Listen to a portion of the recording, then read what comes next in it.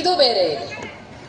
ಮತ್ತು ಪ್ರತಿಯೊಂದು ಗ್ರೀಟಿಂಗ್ನಲ್ಲೂ ಡೋಸ್ 5 ವರ್ಷ ತನಕ ನಾನು ಇದಕ್ಕಿಂತ ನಾನು ಒಳ್ಳೇದು ಮಾಡಬೇಕು, ಹೆಚ್ಚಿನ ಓದಬೇಕು ಅಂದರೆ ನನಗೊಂದು ಅಪ್ರಿಸಿಯೇಷನ್ ಸಿಗುತ್ತೆ. ಈ ಒಂದು ಸಂಕೇತ ಇದು ಬಹಳ ಮಹತ್ವದ ಕಾರ್ಯಕ್ರಮ. ಅದಕ್ಕೆ ನಾಟಕ ಅಷ್ಟೇ ಅಲ್ಲ, ನೋಡಿ ಕಲಿಯುವುದಷ್ಟೇ ಅಲ್ಲ, ಮಾಡಿ ಕಲಿಬೇಕು. ಅದಕ್ಕೆ ಇದು ಎಲ್ಲ ಮಾಡಿದ್ದಾರೆ, ಇದು ಮಕ್ಕಳನ್ನೇ ಮಾಡಿದಾರಂತೆ. ಇದು ಯಾರು ಟೀಚರ್ ಮಾಡಿಲ್ಲ, ಇದು ಮಕ್ಕಳು ಮಾಡಿದ್ದಾರೆ. ಮಾಡಿ ಕಲಿಬೇಕು, ಅದಕ್ಕೆ ಎಕ್ಸ್ಪೀರಿಯನ್ಷಿಯಲ್ ಲರ್ನಿಂಗ್ ಅಂತ ಹೇಳ್ತೀವಿ. ಈಗ ಯೂಟ್ಯೂಬ್ನಲ್ಲಿ ಈಸೋದು ನಾವು ನೋಡ್ತೀವಿ, ಈಸೋದು ಹೇಗೆ ಅಂತ ನೋಡ್ಬೋದು. ಆದರೆ ನೀರಲ್ಲಿ ಬೀಳುವವರೆಗೆ ಈಸ್ಲಿಕ್ಕೆ ಕಲಿಯೋದು ಸಾಧ್ಯವೇ ಇಲ್ಲ. ತಾಯಿ ಅಂದರೂ ಯೂಟ್ಯೂಬ್ನಲ್ಲಿ ಚಕ್ಲಿ ಯಾವ ರೀತಿ ಮಾಡೋದು ಅಂತ ನೋಡ್ತಾರೆ. ಆದರೆ ಅಷ್ಟು ಸರಳ ಅಂತ ಅನ್ನಿಸ್ತದೆ. ಇದರಲ್ಲಿ ಯೂಟ್ಯೂಬ್ನಲ್ಲಿ ಮಾಡಿದಾಗ ಮಾತ್ರ ಖಾರ ಪುಡಿ ಹೆಚ್ಚಾಯಿತು, ಉಪ್ಪು ಕಡಿಮೆ ಆಯಿತು, ಎಣ್ಣೆ ಕಡಿಮೆ ಆಯಿತು, ಕಟ್ಕಟಿ ಆಯಿತು, ಕುರುಮ್ ಆಗಿಲ್ಲ, ಇದು ಎಲ್ಲ ನಾವು ಮಾಡಿದಾಗ ಮಾತ್ರ ಅದು ನಮಗೆ ಗೊತ್ತಾಗ್ತದೆ. ಅದಕ್ಕೆ ಅದು ಮಾಡಿ ಕಲಿ ಅಂದರೆ ಎಕ್ಸ್ಪೀರಿಯನ್ಷಿಯಲ್ ಲರ್ನಿಂಗ್. ಈ ಒಂದು ವಿಷಯಕ್ಕೆ NEPದಲ್ಲಿ ಸಾಕಷ್ಟು ಒತ್ತು ಕೊಟ್ಟಿದ್ದಾರೆ. ಅಷ್ಟೇ ಅಲ್ಲ, NEP ಏನು ಹೇಳ್ತದಂದರೆ ಹೊಲಿಸ್ಟಿಕ್ ಎಜುಕೇಷನ್ ಇರಬೇಕು.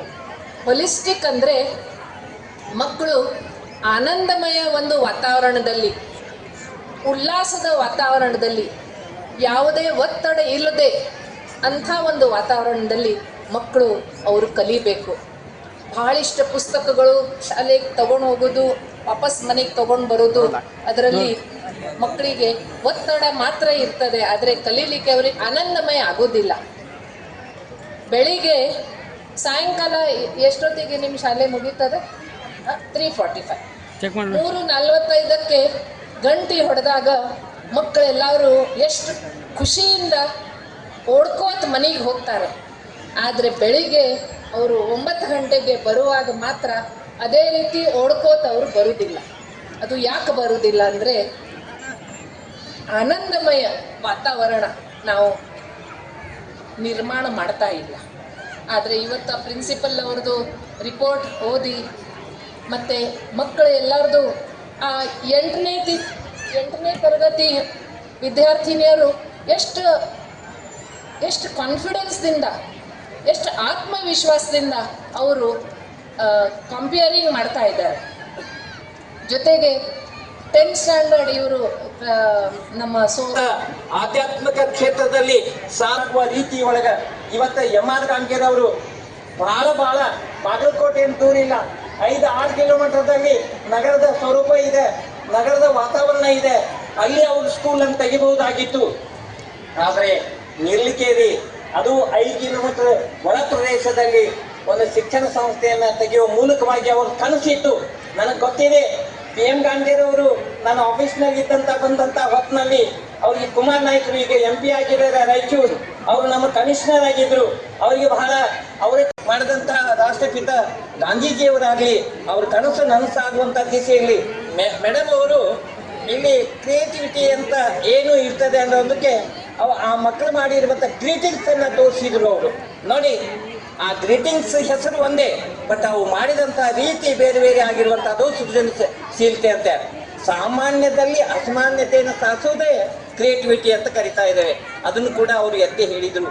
ಅಷ್ಟೇ ಅಲ್ಲ, 8ನೇ ಕ್ಲಾಸಿನ ಮಗು, 10ನೇ ಕ್ಲಾಸಿನ ಮಗು, 9ನೇ ಕ್ಲಾಸಿನ ಮಗು ಫ್ಲೂಯೆಂಟ್ ಆಗಿ ಭಾಷೆಯನ್ನು ಬಳಸುವ ಮೂಲಕವಾಗಿ ಇಲ್ಲಿ ಕೂತ ಅವ್ರ ತಂದೆ ತಾಯಿ ಅಜ್ಜ ಅಜ್ಜಿ ಇದ್ರೆ ಇದು ನಮ್ಮ ಮಗುನ ನಮ್ಮ ಮಗಳ ಹಿಂಗೆ ಮಾತಾಡ್ತಾಳ ಅನ್ನುವಷ್ಟು ರೀತಿ ಒಳಗೆ ಅವ್ರು ಪರಿವರ್ತನೆ ಆಗಿದ್ದಾರೆ. ಇದು ಮಾಡಿದ್ದು ಏನು ಅಂತ ಹೇಳಿದ್ರೆ ಅದು ಶಿಕ್ಷಣ ಅಂತ ತಿಳ್ಕೊಳ್ಬೇಕಾಗುತ್ತೆ. ಇದು ಶಿಕ್ಷಣ. ಈಗೇನು ಅವರು ಪ್ರಕಟ ಮಾಡ್ತಾ ಇದ್ದಾರೆ ಅದು ಶಿಕ್ಷಣವೇ ಆಗಿದೆ ಅಂತ ಅಂದ್ಕೊಳ್ಬೇಕಾಗತ್ತೆ. ಬಂಧುಗಳೇ, ಇವತ್ತು ನಾವೆಲ್ಲ ಕಂಡುಕೊಳ್ತಾ ಇರುವಂಥದ್ದು ಭಾರತ ಇಷ್ಟೆಲ್ಲ ಗಾಂಧೀಜಿಯವರಾಗ್ಲಿ ಅಬ್ದುಲ್ ಕಲಾಂಜಿಯವರಾಗ್ಲಿ ಅವರೇನು ದೂರದೃಷ್ಟಿಯನ್ನು ಇಟ್ಕೊಂಡು ಭಾರತ ಹೀಗಿರ್ಬೇಕು ಅಂತ ಹೇಳ್ತಾ ಇದ್ರು. ಈಗಿನ ಪ್ರಧಾನಿ ಆಗಿರುವಂತ ಮೋದಿಜಿಯವರು ಹೇಳ್ತಾ ಇರೋದು ಏನು ಅಂತ ಹೇಳಿದ್ರೆ, ಭಾರತ ವಿಶ್ವಗುರು ಆಗಬೇಕು, ಆರ್ಥಿಕ ಸಾಧನೆಯಲ್ಲಿ ಸಬಲೀಕರಣ ಸಾಧಿಸಬೇಕು. ಅಮೆರಿಕ ಒಂದು ಕಾಲಕ್ಕೆ ರಷ್ಯಾ ಬಹಳ ಹಿರಿಯಣ್ಣನ ರೀತಿಯಲ್ಲಿ ಕೆಲಸ ಮಾಡ್ತಾ ಇದ್ದು, ಅವುಗಳನ್ನು ಹಿಂದಿಕ್ಕಿ ಮುಂದೆ ಹೋಗುವಂತ ಆ ರೀತಿ ಒಳಗೆ ನಾವು ಬದಲಾವಣೆ ಆಗ್ಬೇಕನ್ನುವಂಥ ಕನಸನ್ನ ಮೋದಿಜಿಯವರು ಕಾಣ್ತಾ ಇದ್ದಾರೆ. ಹೀಗಾಗಿ ಇವತ್ತ ಇದರ ಎಲ್ಲರ ಉದ್ದೇಶ ಏನು ಅಂತ ಹೇಳಿದ್ರೆ, ಎಲ್ಲಿ ಶಿಕ್ಷಣದ ಅಭಿವೃದ್ಧಿ ಆಗ್ತದೋ ಅಲ್ಲಿ ದೇಶದ ಅಭಿವೃದ್ಧಿ ಆಗ್ತದೆ ಅನ್ನುವಂಥದ್ದು ಒಂದು ಸಮೀಕರಣ ಸೂತ್ರ. ಆ ದಿಸೆಯಲ್ಲಿ ಇವತ್ತು ಈ ಶಾಲೆಯಲ್ಲಿ ನಾನು ಬಹುಶಃ ಕರೋನಾದ ಹೊತ್ತಿನಲ್ಲಿ 1-2 ವರ್ಷ ಬಿಟ್ಟಿರ್ಬೋದು. ಆ 13 ವರ್ಷವೂ ಕೂಡ ನನಗೆ ಆಮಂತ್ರಣ ಇರ್ತದೆ, ನಾನು ಪಾಲ್ಗೊಳ್ತಾ ಇರ್ತೇನೆ. ಈ ಶಾಲೆಯ ಒಂದು ಭಾಗವೇ ನಾನು ಆಗಿರುವ ಕಾರಣಕ್ಕಾಗಿ ನಾನಾಗಲಿ ನನ್ನ ಗುರುಗಳಾಗಿರುವಂಥ PS ಯರಗಲ್ ಸರ್ ಅವರು ನನ್ನ ಗುರುಗಳವರು, ನನ್ನ ವಿದ್ಯಾಗುರುಗಳು, ಈ ಮನೆತನದ ಅಳಿಯಂದಿರು ಹೌದು. ಅವರು ಆರಂಭಗೊಳಿಸೋದ ಇವತ್ತು ಈ ಶಾಲೆ ಬಹುಶಃ ಆರಂಭಿಕ ಹೊತ್ತಿನಲ್ಲಿ ಯಾರದಾರ ಅಂತ ಹೇಳಿದ್ರೆ ಅಲ್ಲಿ ಯರಗಲ್ ಸರ್ ಅದಾರ ಅಂತ ಹೇಳಂದ್ರೆ ಅಡ್ಮಿಷನ್ ಆಗ್ತಿತ್ತು. ಕೆಲ ಹೊತ್ತಿನಲ್ಲಿ ನಮ್ಮ ಬಸವೇಶ್ವರ ಪಬ್ಲಿಕ್ ಸ್ಕೂಲ್ನಲ್ಲಿಯೂ ಕೂಡ ಅವರು ಕೆಲಸವನ್ನು ಮಾಡಿದಂಥದ್ದು. ಅಷ್ಟೇ ಅಲ್ಲ, ಶಿಕ್ಷಣ ಇಲಾಖೆಯಲ್ಲಿ ಇದ್ದಂಥ ಹೊತ್ತಿನಲ್ಲಿ ಬೆರಳೆಣಿಕೆಯ ಇಂಗ್ಲೀಷ್ನಲ್ಲಿ ಪಂಡಿತರು ಅಂತ ಏನು ಕರಿತಾ ಇದ್ದೇವೆ, ಇಂಗ್ಲೀಷ್ ಸ್ಕಾಲರ್ ಅಂತ ಏನು ಕರಿತಾ ಇದ್ದೇವೆ, ಅಂತಹ ಸ್ಕಾಲರ್ಸ್ಗಳನ್ನು 10 ಮಂದಿನ ಗೊತ್ತು ಮಾಡಿದರೆ ಅಲ್ಲಿ ಯರಗಲ್ ಸರ್ ಕೂಡ ಒಬ್ಬರು ಆಗಿರ್ತಿದ್ರು. ಅಂತಹ ಒಂದು ಸ್ಕಾಲರ್ ಆಗಿರುವಂಥ ಯರಗಲ್ ಸರ್ ಅವರ ಆರಂಭದಲ್ಲಿ ಹುಟ್ಕೊಂಡಿರುವಂಥ ಈ ಸಂಸ್ಥೆ ತುಂಬ ಪ್ರತಿ ವರ್ಷವೂ ಕೂಡ ಒಂದು ಆಸೆ.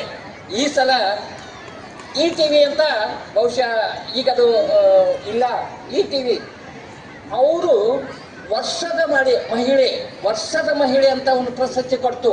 ಆ ವರ್ಷದ ಮಹಿಳೆಗೆ ಮೇಡಮ್ ಅವರು ಭಾಜನರಾಗಿದ್ರು.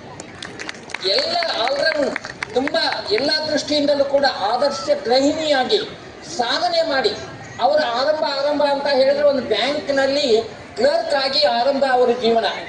ಆಮೇಲೆ ಲೆಕ್ಚರರ್ ಆಗಿ, ಪ್ರಾಂಶುಪಾಲರ್ ಆಗಿ, ಮುಖ್ಯಸ್ಥರಾಗಿ, ಅಕಾಡೆಮಿ ಕಾಲೇಜಿನ ಮುಖ್ಯಸ್ಥರಾಗಿ, ವೈಸ್ ಚಾನ್ಸಲರ್ ಆಗುವವರೆಗೆ. ಅಷ್ಟೇ ಅಲ್ಲ, ಇವತ್ತು ನಿಮ್ಗೆ ಹೇಳಿದ್ರೆ ಆಶ್ಚರ್ಯ ಆಗ್ತದೆ, ಈ ದೇಶದ 4 ವಿಭಾಗಕ್ಕೆ NCT ಅಂತ ಇದೆ, NCC national council for teacher education ಅಂತ 4 ವಿಭಾಗಗಳಿದ್ದಾವೆ. ದಕ್ಷಿಣ ಝೋನಿನ ಅವರು ಮುಖ್ಯಸ್ಥರಾಗಿ ಕೆಲಸವನ್ನು ಮಾಡ್ತಾ ಇದ್ದಾರೆ. ಯಾವುದೇ ತರಬೇತಿ ಸಂಸ್ಥೆ B.Ed ಆಗಲಿ ಮತ್ತೊಂದು ಸಂಸ್ಥೆಯನ್ನು ಕೊಡಬೇಕು ಅಂತ ಹೇಳಿದರೆ ಅವ್ರ ಸೈನಿನಿಂದ ಮಾತ್ರ ಸಾಧ್ಯ ಆದ NCT ಅಂತ ಮುಖ್ಯಸ್ಥರಾಗಿ ಭಾರತದ ಒಂದು ದಕ್ಷಿಣ ಭಾಗದ 9 ರಾಜ್ಯಗಳ ಮುಖ್ಯಸ್ಥರಾಗಿ ಅವರು ಕೆಲಸವನ್ನು ಮಾಡ್ತಾ ಇದ್ದಾರೆ. ಆ ಹಂತಕ್ಕೆ ಏರಿದ್ದಾರೆ ಅವರು. ಹಾಗಾಗಿ ಭಾರತೀಯ ಶಿಕ್ಷಣ ಮಂಡಳದ ಈ ಉತ್ತರ ಪ್ರಾಂತದ ಮುಖ್ಯಸ್ಥರಾಗಿಯೂ ಕೂಡ ಕೆಲಸವನ್ನು ಮಾಡ್ತಾ ಇದ್ದಾರೆ. ಈ ದಿಸೆಯಲ್ಲಿ ಅವ್ರದ್ದೊಂದು ನಮ್ಮ ಸಂತೋಷ ಅವ್ರದ್ದು, ಗೌಡರ್ ಅವ್ರದ್ದು, PM ಗಾಂಧೀರ್ ಅವ್ರದ್ದು ಒಂದು ಆಸೆ ಇತ್ತು, ಅಂತ ಆದರ್ಶ ಮಹಿಳೆ ನಮ್ಮ ಸ್ಕೂಲಿಗೆ ಬರಬೇಕು ಅಂತ, ನಮ್ಮ ಸ್ಕೂಲ್ ಗ್ಯಾದರಿಂಗ್ ಬರಬೇಕು ಅಂತ 2 ವರ್ಷದಿಂದ ಕಾಯ್ತಾ ಇದ್ವಿ. ಅದು ಏನಕ್ಕೇನ ಮುಂದೆ ಹೋಯಿತು. ಮೊನ್ನೆ 24ಕ್ಕೂ ಆಗಿತ್ತು. ಅವರು ಡೆಲ್ಲಿನಲ್ಲಿ ಒಂದು ಕಾರ್ಯಕ್ರಮದಲ್ಲಿ, ಅದು ಬಹಳ ಟಾಸ್ಕ್ ಆಗಿರುವಂಥ ಕಾರ್ಯಕ್ರಮದಲ್ಲಿ 5 ದಿವಸ ಅವರು ಡೆಲ್ಲಿನಲ್ಲಿ ಉಳಿಬೇಕಾಗಿತ್ತು. ಹಾಗಾಗಿ ಆ ಡೇಟ್ ಒಂದು ಹಾಕಿ ಇವತ್ತು 31ಕ್ಕೆ ಕೂಡಿ ಬಂದಿದೆ. ಒಟ್ಟಾರೆ ಉದ್ದೇಶ ಅಂತ ಹೇಳಿದ್ರೆ ಬಂಧುಗಳೇ, ನೀವು ಎಲ್ಲರೂ ಕೂಡ ಹೇಳುವಂಥ ಮಾತು ಅಂತ ಹೇಳಿದ್ರೆ, ನಾವು ಬ್ಯಾಂಕ್ ಬ್ಯಾಲೆನ್ಸ್ ಆಗಲಿ, ಆಗ ಭೂಮಿ ಸೀಮೆ ಮತ್ತೊಂದು ಆಸ್ತಿ ಅಂತ ತಿಳ್ಕೊಂಡು ನಾವೇನು ಹಿಂದಿನ ಕಾಲ ಇತ್ತು ಅದಕ್ಕಿಂತ ಈಗ ಭಿನ್ನವಾಗಿತ್ತು ಅಂತ ಹೇಳಿದರೆ, ದೊಡ್ಡ ಆಸ್ತಿ ಅಂದರೆ ಮಕ್ಕಳೇ ಆಗಿದ್ದಾರೆ. ಮಕ್ಕಳು ಒಳ್ಳೆಯದಾದರೆ ಆ ಕುಟುಂಬ ಒಳ್ಳೆಯದಾಗ್ತದೆ, ನಮ್ಮ ಬದುಕು ಸಾರ್ಥಕ ಆಗ್ತದೆ, ನಮ್ಮ ಜೀವನ ಒಳ್ಳೆ ಪರಿಪೂರ್ಣ ಆಗ್ತದೆ ಅಂತ ಭಾವಿಸ್ಬೇಕಾಗತ್ತೆ. ಹಾಗಾಗಿ ಇವತ್ತಿನ ದಿವಸದಲ್ಲಿ ಇವತ್ತಿನ ಅಗತ್ಯ ನಾವು ಏನಾದರೂ ನಾವು ಬಹಳ ಒಳ್ಳೆಯದಾಗಿ ಸಂತೋಷದಾಯಕವಾಗಿ ಉತ್ಸವದ ಅರ್ಥ ಹೇಳಿದ್ರಲ್ಲ ಮೇಡಮ್, ಸಂಭ್ರಮಿಸಬೇಕು ಅಂತ ಹೇಳಿದ್ರೆ, ಜೀವನ ಸಂಭ್ರಮಿಸುವುದು ಅಂತ ಹೇಳಿದ್ರೆ, ಆ ಜೀವನದಲ್ಲಿ ಆ ಕುಟುಂಬದಲ್ಲಿ ಆ ಮಕ್ಕಳು ಒಳ್ಳೆಯದಾದರೆ ಅವರಿಗೆ ಭಾರವೇ ಇಲ್ಲ, ಸ್ವರ್ಗ ಮೂರೇಗೇನು ಅನ್ನುವ ಅರ್ಥದಲ್ಲಿ ಆಗ್ತದೆ. ಹಾಗಾಗಿ ನಿಮ್ಮ ಮಕ್ಕಳು ಇವತ್ತು 700 ಸ್ಟ್ರೆಂತ್ ಇದೆ, ಇಲ್ಲಿ 700ರಷ್ಟು ಸ್ಟ್ರೆಂತ್ ಇದೆ. ನರ್ಸರಿಯಿಂದ ಹಿಡ್ಕೊಂಡು 10th ಕ್ಲಾಸ್ನವರೆಗೆ 90ಕ್ಕಿಂತ ಹೆಚ್ಚು ಪ್ರತಿಶತ ಮಾಡುವಂಥ ಮಕ್ಕಳು ಇದ್ದಾರೆ. ಮಕ್ಕಳೇ ಮತ್ತು ಪಾಲಕ ಪೋಷಕರೇ, ಗೊತ್ತಿರಲಿ ನಿಮಗೆ, ಹಲವು ಸಂಸ್ಥೆಗಳನ್ನು ನಾವು ನೋಡ್ತಾ ಇದ್ದೇವೆ. ಕ್ಯಾಶ್ ಪ್ರೈಸ್ ಆಗಿ